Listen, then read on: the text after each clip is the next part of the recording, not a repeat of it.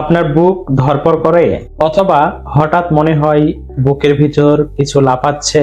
অনেকেই ভাবেন এটা নিশ্চয়ই হার্ট অ্যাটাক হবে, কিন্তু আসলে তা সব সময় নয়। বুক ধড়ফড় বা পালপিটেশন মানে হচ্ছে আপনার হার্টের স্পন্দন আপনি নিজে নিজেই অনুভব করছেন, স্বাভাবিকের চেয়ে বেশি অথবা অস্বস্তিকর ভাবে। এখন প্রশ্ন হচ্ছে এটা কেন হয়? এটা হওয়ার জন্য সাধারণ কিছু কারণ রয়েছে। দুশ্চিন্তা, মানসিক চাপ, ক্যাফেন বা চা কফি বেশি খাওয়ার কারণ, ঘুমের অভাব বা রাত জাগার কারণ, ধূমপান বা অ্যালকোহল অত্যাধিক মাত্রায় গ্রহণ, থাইরয়েড হরমোনের সমস্যা, অ্যানিমিয়া বা রক্ত স্বল্পতা। বিশেষ করে এই সমস্যাগুলোর কারণেই বুক ধড়ফড় করে। এমন সমস্যা যদি হয়, আপনাদের করণীয় বা প্রতিকার কিভাবে করবেন? এমন সমস্যা হলে আপনারা কিছু উপায় মেনে চলবেন। ভয় পাবেন না, মনে সবসময় সাহস যোগাবেন। গভীরভাবে শ্বাস নেবেন এবং আস্তে আস্তে নিঃশ্বাস ছেড়ে দিবেন। চা কফি একদম পরিহার করুন।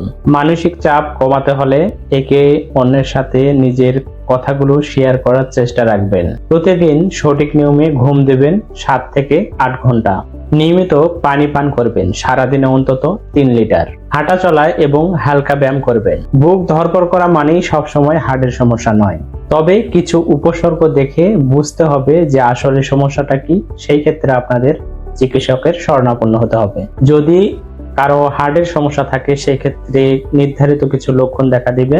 বুকের মাঝখানে চাপ বা ব্যথা অনুভূতি হবে এবং বুকের বাম পাশে অতিরিক্ত চাপের কারণে জায়গাটি শক্ত হয়ে ফুলে উঠবে, দম বন্ধ হয়ে আসবে, শ্বাসকষ্ট শুরু হবে, মাথা ঘোরা বা অজ্ঞান হয়ে যাওয়া এমন সমস্যা দেখা দিবে।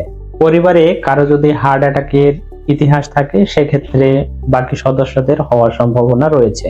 এমন সমস্যা থাকলে অবশ্যই দ্রুত চিকিৎসকের শরণাপন্ন হতে হবে। ভিডিওটি ভালো লাগলে লাইক, কমেন্ট, শেয়ার করতে ভুলবেন না।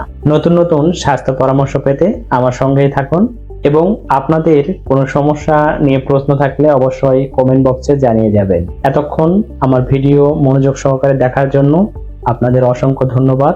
সবাই ভালো থাকবেন এবং পরবর্তী ভিডিওর জন্য অপেক্ষায় থাকুন এবং আপনাদের নির্ধারিত প্রশ্নের মাধ্যমে আপনাদের ভিডিও উপহার দেওয়ার চেষ্টা রাখব।